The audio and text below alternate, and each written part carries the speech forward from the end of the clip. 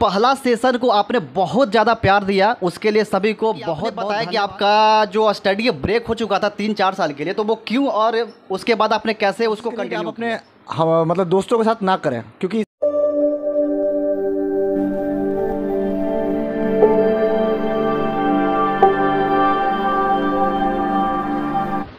जय हिंद सभी को। सबसे पहले आज़ादी के अमृत महोत्सव का आप सभी को बहुत बहुत बधाई। बिहार दरोगा टॉपर्स इंटरव्यू का ये दूसरा सेशन है। पहला सेशन को आपने बहुत ज़्यादा प्यार दिया, उसके लिए सभी को बहुत बहुत धन्यवाद। आज का ये सेशन काफ़ी ज़्यादा इम्पोर्टेंट है, क्योंकि जो आज मेरे साथ अभ्यर्थी हैं वो 3-4 साल ब्रेक करने के बाद फिर से अपने 3 साल की जर्नी में सफलता हासिल किए हैं, तो उनसे आपको रूबरू करवाएंगे। वो मेरे साथ अभी हैं, जिनका नाम है संतोष कुमार और जिनको हम लोग रॉकी के नाम से जानते हैं। आपका बहुत बहुत स्वागत है आज के इस सेशन में। थैंक यू बहुत बहुत आपका। सबसे पहले आप हमारे व्यूअर्स को अपना परिचय दीजिए। जैसा मेरा नाम संतोष कुमार है, बाकी दोस्त लोग प्यार से मेरे को रॉकी बुलाते हैं। मेरा घर पटना में ही है, पटना सिटी। हम यहीं से सारा चीज़, मेरा एजुकेशन, सारा पढ़ाई लिखाई सब मेरा यहीं से हुआ है। और 2013 में मेरा बीकॉम कंप्लीट हुआ था। उसके बाद से अपना तैयारी आगे मतलब कुछ 2-4 महीने के ब्रेक के बाद फिर अपना तैयारी स्टार्ट किए थे। जैसा कि आपने बताया कि आपका जो स्टडी ब्रेक हो चुका था 3-4 साल के लिए, तो वो क्यों और उसके बाद आपने कैसे उसको कंटिन्यू किया? 2013 में ग्रेजुएशन कंप्लीट करने के बाद हमने जब जनरल कंपटीशन की तैयारी जब स्टार्ट किया था, तो एक होता है कि एक हमजोली दोस्त लोगों के साथ स्टार्ट किए, ठीक है। ऊपर से कोई गाइडेंस नहीं था, कोई सर पे हाथ रख के रास्ता दिखाने वाला नहीं मिला हमको। तो जिस कारण क्या हुआ कि अपने ही दोस्त लोग में जो समझ में आया वैसा वैसा करते चले गए, लेकिन सही रास्ता नहीं मिलने के कारण हम लोग का तैयारी बढ़ नहीं रहा था, जिस कारण क्या फ्रस्ट्रेशन होने लगा। आज उसके बाद एक एग्ज़ाम तक नहीं क्रैक हो पाता था, मार्क्स नहीं सही से उठ पाता था। तो इसका फ्रस्ट्रेट होने के बाद क्या हुआ कि एक दोस्त के साथ हम लोग प्लान किया कि छोड़ो हटाओ, तैयारी हम लोग बस की बात नहीं है। हम लोग से ज़्यादा उम्र के लड़के लोगों का जब नहीं हो पा रहा तो हम लोग क्या होगा, ये एक डिमोटिवेशन अपने अंदर आते चले गए और इतना बैठ गया डिमोटिवेशन अपने अंदर कि 2015 तकरीबन मई-जून आते आते लास्ट एग्ज़ाम दिए थे इलाहाबाद जाके। उसके बाद ही हम लोगों ने डिसाइड किया अब हम लोग नहीं करेंगे तैयारी, सो प्राइवेट जॉब देखेंगे। तो प्राइवेट जॉब के चक्कर में हमने 3 साल यानी 2015 आधा किया, 16, 17, 18 पूरा 3.5-4 साल हमने बर्बाद किया। लास्ट में फिर 2019 में फिर दोबारा मेरे सिस्टर के मोटिवेशन के कारण और घर वाले लोग भी मेरे को बोले नहीं इससे कुछ रखा नहीं है, फिर से तैयारी करो, देखो एक चांस और लेके अपने हाथ। तो फिर दोबारा अपने तैयारी स्टार्ट जब किए 2019 में अप्रैल से स्टार्ट किए, तो इस बार जैसा तैयारी किए खुद से ही सारा चीज़ खोजे, क्या होता है रास्ते पे उतरे, ठोकर खाएं, सीखे कहाँ पे कैसे होता है तैयारी, किन के पास जाकर पढ़ना चाहिए, कौन कौन सा सर्किल किस टाइप का होता है, ये सब चीज़ अपने से जब ठोकर खा के जब सीखे तब जाकर हमने 2019 अप्रैल में स्टार्ट किया। उसके बाद 2022 के अप्रैल में मेंस फाइनल देने के बाद आज मेरा सिलेक्शन हुआ है। किसी का भी तैयारी 10 दिन अगर ब्रेक होता है तो उसको कंटिन्यू करने में बहुत ज़्यादा परेशानी होती है, लेकिन आप 3 साल ब्रेक करने के बाद उसको कैसे कंटिन्यू कर पाए? देखिए मेरे साथ प्रॉब्लम तो ज़्यादा कुछ नहीं आता, क्योंकि जब उतना दिन हमने गैप कर दिया तो एक ब्रेन एकदम पूरा एम्प्टी हो गया था। समझिए कि खाली दिमाग में आप जितना जल्दी ज़्यादा से ज़्यादा डालिएगा उतना जल्दी आपका कैप्चर होता जाएगा। तो मेरे को 50% कवर करने में सिलेबस को अपना 6 महीना लग गया था। बाकी रह गया करंट अफेयर, उसको बस करते गए। लेकिन 2019 का जब हमने दरोगा का भरा था तो मात्र 6 महीने का तैयारी में ही मेरा पीटी क्लियर हो गया था, क्योंकि मेरा सबसे मजबूत पॉइंट उस वक्त बन चुका था आपका करंट अफेयर, जो कि हमने करीबन 6 महीने में अपना 1.5 साल का करंट अफेयर हमने कवर अप कर चुका था। तो ज़्यादा परेशानी की बात नहीं थी उस वक्त। तो आप जब कोई स्टूडेंट स्टार्टिंग में स्टडी शुरू करता है तो किन किन बातों का उनको ध्यान रखना चाहिए, या फिर गाइडेंस, वो सही गाइडेंस कहाँ से ले सकते हैं? देखिए बिगिनियर अगर आप शुरू कर रहे हैं, अभी आप स्टार्ट कर चुके हैं, तो कोशिश करिए कि आप अपने मतलब दोस्तों के साथ ना करें, क्योंकि इससे क्या होता है ना कि आपको अगर आप अपने दोस्तों के साथ ही अगर स्टार्ट कर देते हैं तो बहुत सी परेशानी आएगी। जैसे कि आप लोगों को ना आपको सामने वाले के ज़्यादा नॉलेज रहेगा ना आपको ज़्यादा, बस उसी में आप बंध के रह जाइएगा। ज़्यादा कोशिश करिए कि अपने से सीनियर हो या कोई ऐसा हो जिससे जान पहचान ना हो, उन लोगों के साथ करने से क्या होगा ना कि अगर आप वो लोग अगर आपको कुछ बोलेंगे, डांटेंगे, तो आपको थोड़ा सा दिल में लगेगा चोट कि हाँ हमको ऐसा बोला है, हमको अगला बार करके दिखाना है, पढ़ के आना है। तो ये आपको उमंग खुद ब खुद जगाएगा, क्योंकि अगर आप दोस्त लोगों के साथ करिएगा तो वो फील ही नहीं आ पाएगा। आपको लगेगा बस हम जितना कर लिए बहुत एनफ है। लेकिन जब आप कहते हैं कि अगर आप कुएँ से निकल कर समुद्र में जाइएगा तो आपको गहराई का एहसास होगा, आप कितना दूर तक जा सकते हैं वो आपको पता चलेगा। तो अभी जो तैयारी करना चाहते हैं, शुरू करना चाहते हैं, वो किन बुक लिस्ट को फॉलो करें, को स्टार्टिंग में बेसिक बुक्स के रूप में किसको फॉलो करें, उसके बाद कौन से बुक्स को फॉलो करें, थोड़ा बताइए। देखिए, बेसिक बुक सबको पता है, बेसिक बुक होता है लूसेंट, लेकिन मार्केट में लूसेंट के साथ साथ एक बेसिक बुक और है जो आपको यूज़ कर सकते हैं, क्राउन। हमने अपना स्टार्टिंग किया था लूसेंट्स के साथ ही किया था। लूसेंट एक ऐसा बुक है जो कि आपको बिहार के कोई भी एग्जाम में कम से कम 60 से 70 क्वेश्चन आपको मार्क्स दिला ही देगा। 70 क्वेश्चन आपको, अगर आप अच्छे से पूरा पढ़े हुए रहेंगे तो 70 क्वेश्चन आपको कहीं नहीं बाहर से जाने वाला है। तो एक बेसिक बुक आप उसको बना के चलिए, उसके बाद धीरे धीरे आप उसमें फ्लेवर लगाइएगा तो आपको मार्क्स भी इंक्रीज़ होते जाएगा। तो आपने अभी बोल रहा है कि बुक्स क्या फ्लेवर जो है, नहीं समझ पाए हम, क्या फ्लेवर मतलब? देखिए, फ्लेवर कहने का मतलब कि पहले तो आप बेसिक बुक को आप कम से कम 3 से 4 बार पढ़िए।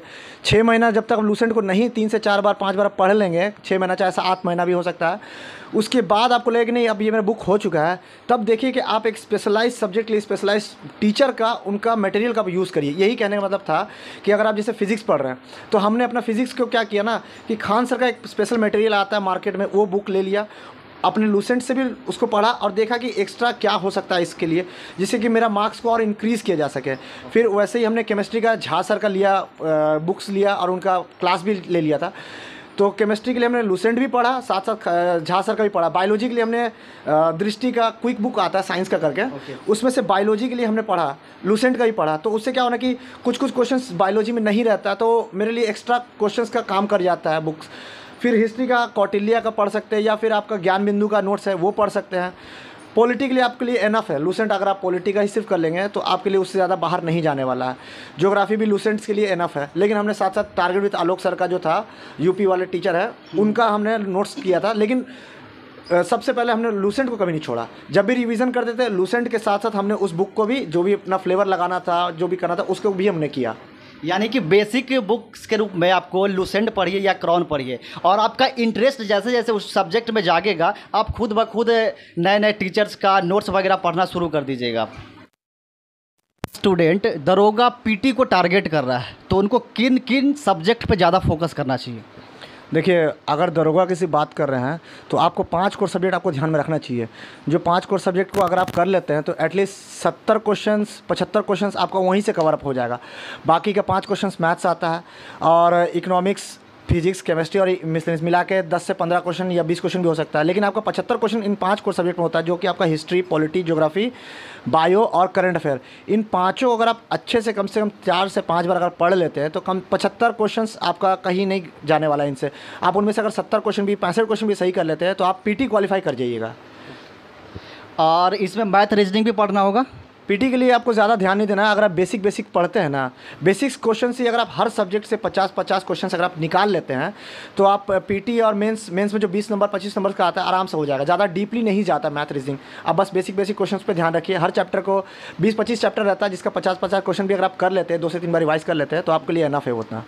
अगर किन्हीं का पीटी हो जाता है तो वो मेंस में कुछ चेंज करने की आवश्यकता होती है? नहीं, देखिए, मेंस के लिए अगर आपको मेंस में लोड नहीं लेना है, क्योंकि मेंस में एक पेपर और बढ़ जाता है हिंदी का, क्वालिफाइंग नेचर जिसका रहता है, वो भी लोड आपका हो जाएगा, मैथ्स भी हो जाएगा। तो अगर आपको लोड नहीं बढ़ाना है तो आप सबसे पहले क्या करिए, जो कोर सब्जेक्ट हमने आपको बताया 5 कोर सब्जेक्ट को, वो आप पीटी में ही ज़्यादा से ज़्यादा अच्छे से पढ़ लीजिए। अगर आप पीटी में पढ़ लेते हैं तो मेंस में आपके लिए 2 से ढाई महीना 3 महीना भी मिलता है, आपके लिए एनफ है। 3 से 4 बार आप रिवीजन कर सकते हैं।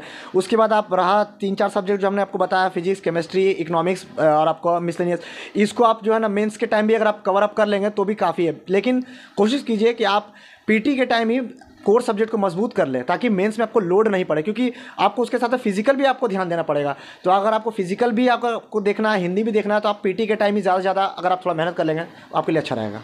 तो जैसा आपने बुक्स बताया वो तो सब्जेक्टिव टाइप बुक है, तो ऑब्जेक्टिव प्रैक्टिस करना भी इसमें पड़ेगा, कि सब्जेक्टिव से सिर्फ हो जाएगा? नहीं, सब्जेक्टिव के साथ अगर आप ऑब्जेक्टिव नहीं कीजिएगा तो आपको कन्फ्यूजन भी तो रहेगा ना, उसको भी तो दूर करना है ना, देखना ना क्वेश्चंस का पैटर्न क्या होता है, लेवल क्या होता है, हार्ड क्वेश्चंस कैसे बनते हैं, टफ क्वेश्चंस कैसे होते हैं, ऑप्शंस कैसे सेट होता है। तो अगर आप जब तक ऑब्जेक्टिव नहीं कीजिएगा तो आपको कन्फ्यूजन भी क्लियर नहीं होगा।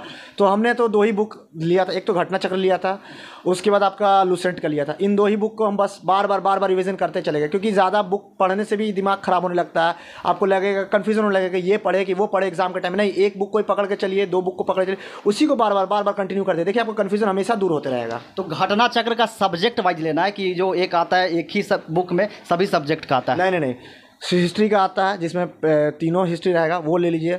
पॉलिटी आएगा, वो ले लीजिए। साइंस में तीनों आता है, वो साइंस ले लीजिए। बस ये 3 बुक ही हमने किया था। और आपका लूसेंट का रहेगा ही रहेगा, जिसमें सारे सब्जेक्ट आपको निकल जाएंगे। अगर किन्हीं का पीटी हो गया, मेंस हो गया, तो उसके बाद फिजिकल में कब शुरू करना चाहिए फिजिकल? जहाँ तक रहा फिजिकल का बात, तो आप अपने पहले बॉडी वेट को देखिए, आपका बॉडी देखिए, बॉडी स्ट्रक्चर देखिए। अगर आपका बॉडी बहुत ज़्यादा हैवी है तो आप अभी से शुरू कर दीजिए। एटलीस्ट कम से कम थोड़ा टहलने की कोशिश कीजिए। हफ्ता दिन 15 दिन बाद 1 किलोमीटर का रनिंग करिए। अभी से हल्का हल्का अगर आप अपने बॉडी को उसके लाइक ढाल लीजिएगा ना, तो आपको मेंस के बाद सडनली से आपको प्रेशर नहीं रहेगा। लेकिन जिसका बॉडी वेट लगता है कि हाँ हमको सपोर्ट कर दे रहा है, तो वो भी फिर भी पीटी के बाद कम से कम उनको भी 1 किलोमीटर 1.5 किलोमीटर चलते रहना चाहिए, ताकि मेंस खत्म होने के बाद समय नहीं दिया जाता है। आजकल आप देख रहे हैं कि वो पिछली बार 2446 वाले दरोगा में आपको टाइम दे दिया था साल भर का, जिसका अच्छे अच्छे लड़के लोग भी जो नहीं दौड़ पाते थे वो भी दौड़ के निकाल लिए। इसके कारण कट ऑफ भी बढ़ गया। लेकिन अब क्या है कि कट ऑफ नहीं बढ़ रहा है उतना ज़्यादा, जिसके कारण है कि टाइम नहीं दे रहा है। तो आपको अपने बॉडी को देखिए, पढ़ तो सब कोई लेता है, 18 घंटा ही पढ़ लेगा लड़का लोग, लेकिन क्या है कि रनिंग उतना फिजिकल एक्टिविटी उतना नहीं कर पाइएगा। तो अभी से ही आप अपने प्रैक्टिस को बनाए रखिए, रनिंग के लेके थोड़ा बहुत ही करिए। मेंस के बाद अपने प्रेशर को बढ़ा सकते हैं। तो आप कितना घंटे पढ़ते थे और उसको कैसे मैनेज किए? टाइम टेबल क्या था आपका? देखिए मेरा स्ट्रैटेजी तो 18 घंटा भी हम पढ़े हैं और 15 घंटा भी हम पढ़े हैं, 12 घंटा भी। लेकिन सबसे पहले क्या है ना कि जब हम स्टार्ट किए थे पढ़ाई करना, जब 2019 में जब दूसरी बार हमने जब पढ़ाई स्टार्ट किया, तो 15-20 दिन 1 महीना बाद देखें कि मेरा कितना हम समय पढ़ पा रहे हैं। हम खुद एनालाइज़ किए, अगर हम डेली अगर 6 घंटा पढ़ पा रहे हैं तो हम उसको इंक्रीज़ किए। क्योंकि आप एक पहले ही दिन सोच के बैठेंगे हम 15 घंटा ही पढ़ना स्टार्ट कर देंगे आज से, तो नहीं हो पाएगा। आपको धीरे धीरे अपने आप को फीलिंग्स को चाटना होगा। आप पढ़ने बैठिएगा तो आपको मन छटपटाएगा, मोबाइल छूइएगा, बाहर निकलने की कोशिश कीजिएगा। इन सभी को पहले आपको दबाने की कोशिश करना होगा। जब आप इन सब चीज़ों को दबाने स्टार्ट कर दीजिएगा, आपका टाइमिंग खुद ब खुद बढ़ जाएगा।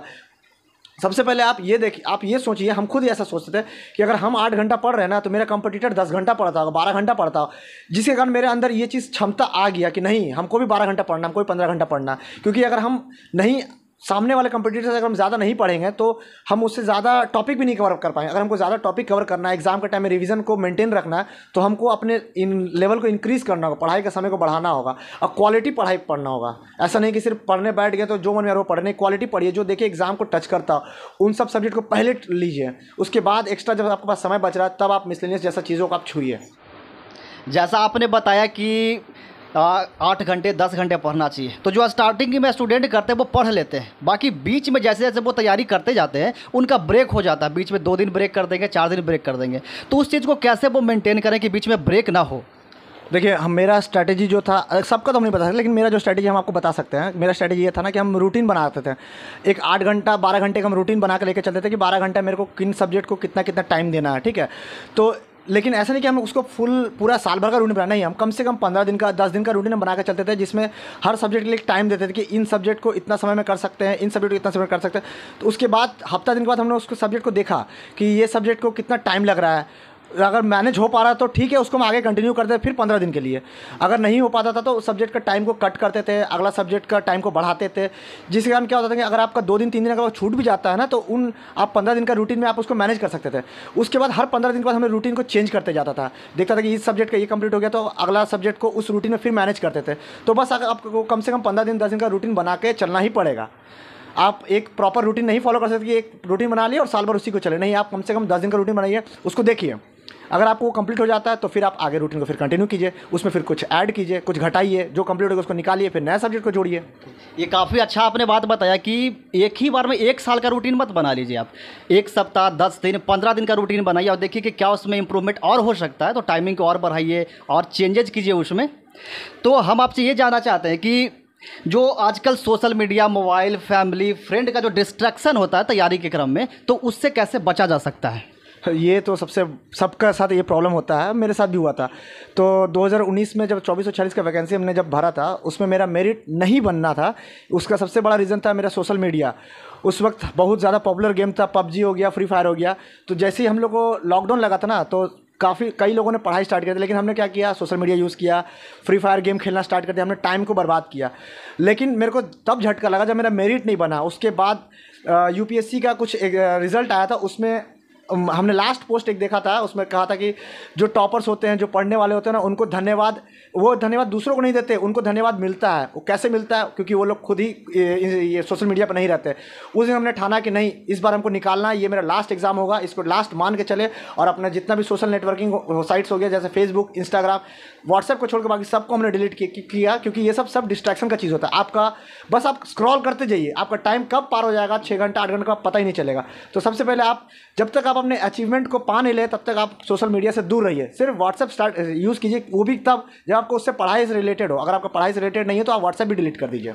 जैसा सब लोग के साथ होता है और हम लोगों के साथ भी हुआ था कि पढ़ते पढ़ते कभी कभी मन नहीं लगता है, डिमोटिवेशन टाइप का होने लगता है, तो उस समय क्या करना चाहिए? देखिए, डिमोटिवेशन तो हर किसी की लाइफ में कई बार आते हैं। ऐसा नहीं है कि मेरे लाइफ में नहीं आया, मेरे लाइफ में भी कई बार आया। क्योंकि जब आप पढ़ाई स्टार्ट कीजिएगा, चाहे आपका रिजल्ट नहीं बनेगा, पढ़ते पढ़ते जब कई समय गुजर जाएगा, तो आपको लगे डिमोटिवेशन सा होने लगेगा। तो उस डिमोटिवेशन को दूर करने के लिए आपके आसपास ही देखिए, कई लोग आपको मिल जाएंगे जिनसे आप मोटिवेशन ले सकते हैं। कई ऐसे लोग भी होंगे ना जो कितने स्ट्रगल किए होंगे, उन लोगों का स्ट्रगल कहानी सुनिए, देखिए आपके अंदर में खुद ब खुद जोश आ जाएगा। क्योंकि कई लोग सफलता डायरेक्ट नहीं प्राप्त करते, कई संघर्ष के बाद होते हैं। मेरे खुद 10 साल लगा मेरे को, 2013 से लेकर 2022 तक में, तब जाके मेरे को हुआ। तो कई लंबा स्ट्रगल मेरे साथ भी था। तो मेरे लिए सबसे बड़ा प्रेरणा का स्रोत मेरी सिस्टर थी, जो कितना संघर्ष करने के बाद ही खुद से ट्यूशन पढ़ती थी, पढ़ाती भी थी, और घर का काम करने के बाद भी वो मेरे से पहले, मेरे छोटी बहन मेरे से जॉब ले ली, 2 साल पहले जॉब ले ली। तो मेरा कहने का यही मतलब है कि आप जब आप डिमोटिवेट हो ना, तो आप कई ऐसे लोगों का बारे में सुनिए, उनसे बात कीजिए, जिसके कारण आपको मोटिवेशन फील होगा। कोई नया स्टूडेंट जो होता है, अगर वो तैयारी शुरू करना चाहता है, तो किस टीचर के पास उसको ज्वाइन करना चाहिए? आपके नज़र में जो अच्छे बेस्ट हैं वो बताइए। देखिए, टीचर तो अभी फ़िलहाल हम 2 ही टीचर का नाम लेंगे। तो जो है आपको ज्ञान बिंदु वाले रोशन आनंद सर, जिनका कोचिंग आप ज्वाइन कर सकते हैं, ऑफलाइन भी मिलता है, ऑनलाइन मिलता है। और एक हो गया कौटिल्या वाले सर। कौटिल्या वाले सर का इसलिए नाम ले रहे हैं क्योंकि उनका मटेरियल भी उनका अच्छा है। और रोशन आनंद सर से हमने खुद मतलब ऑनलाइन लिया था मेंस में इस बार। लेकिन मेरा रीज़न क्या था कि 2019 में जब 2440 की तैयारी था, उस वक्त हम सेल्फ स्टडी करते थे, कोई दोस्त यार नहीं, कहीं कुछ नहीं।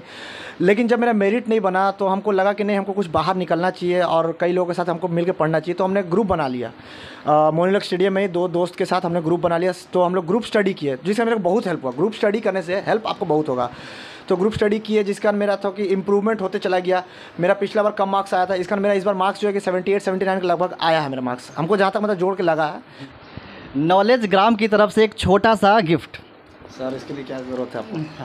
फिर भी कोई बात नहीं, थैंक यू सर आपका। और इस सेशन में हमारे साथ जुड़ने के लिए आपका बहुत बहुत धन्यवाद। आपका भी धन्यवाद रोशन जी। इस सेशन को हम यही समाप्त करेंगे और आपके कमेंट का हमें इंतज़ार रहेगा कि आपको ये सेशन कैसा लगा। अगर आपने अभी तक चैनल को सब्सक्राइब नहीं किया तो ज़रूर से सब्सक्राइब कर लीजिए। अगर इसके बाद भी कुछ आपको डाउट रह जाता है तो हमारे इंस्टाग्राम आईडी पे आप मैसेज कर सकते हैं, जो कि इस वीडियो के डिस्क्रिप्शन में दिया हुआ है। मिलेंगे अगले वीडियो में, तब तक के लिए जय हिंद।